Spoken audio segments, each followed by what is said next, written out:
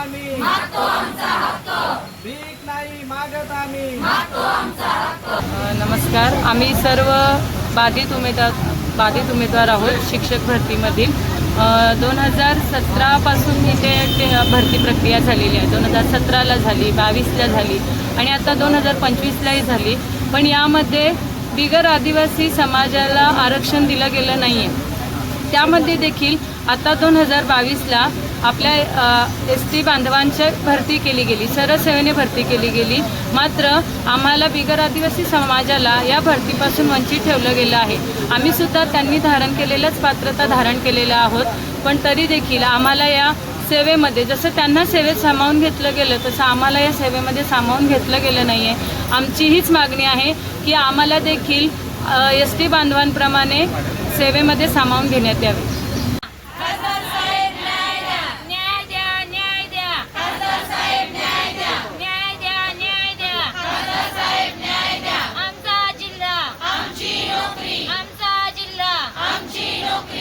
नमस्कार, आम्ही आज ओबीसी आरक्षण हक्क बचत समिती यांच्या वतीने पालघर जिल्हा आणि ठाणे जिल्हा यांच्या माध्यमातून पालघर वाडा तालुका येथे आपल्या लोकप्रतिनिधी खासदार साहेब यांच्या निवासस्थानी आम्ही आंदोलन करत आहोत। कारण आमच्या मागण्या पेसा क्षेत्रात आम्ही राहतो आहे आणि पेसा क्षेत्रात असूनसुद्धा आम्हाला या नोकरीपासून वंचित ठेवण्यात आलेला आहे।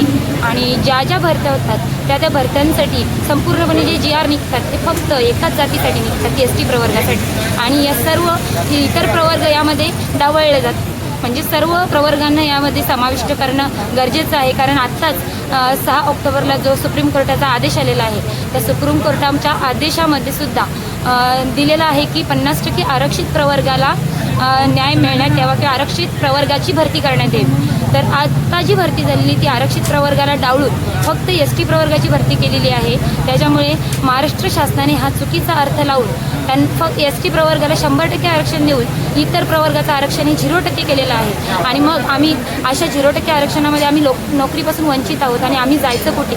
आता बरेचसे विद्यार्थी आहेत, बरेचसे उमेदवार आहेत का ते एजबार झालेले आहेत आणि 2017ची भरती झाली त्याच्यामध्ये आम्हाला डावळलं गेलं, त्याच्यामध्ये इतर प्रवर्गाची भरती झाली नाही। पुन्हा 22ला झाली, 22मध्ये सुद्धा डावळलं गेलं आहे आणि आता 25मध्ये सुद्धा 100% STच्याच जागा दिल्या गेल्या आहेत। मग आमच्यासारखे इतर प्रवर्गांनी न्याय मागायचा कुठे?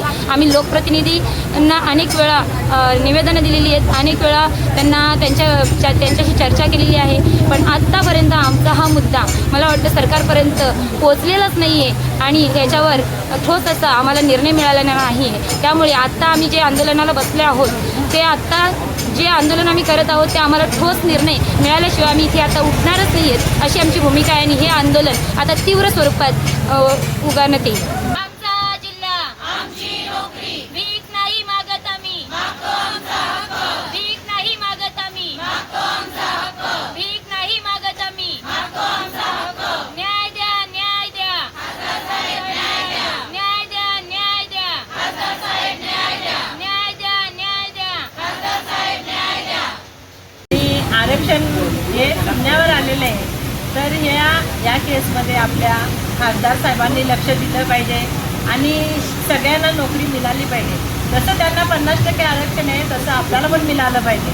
हे त्यांनी आरक्षण शून्यावर आणून ठेवलं आहे।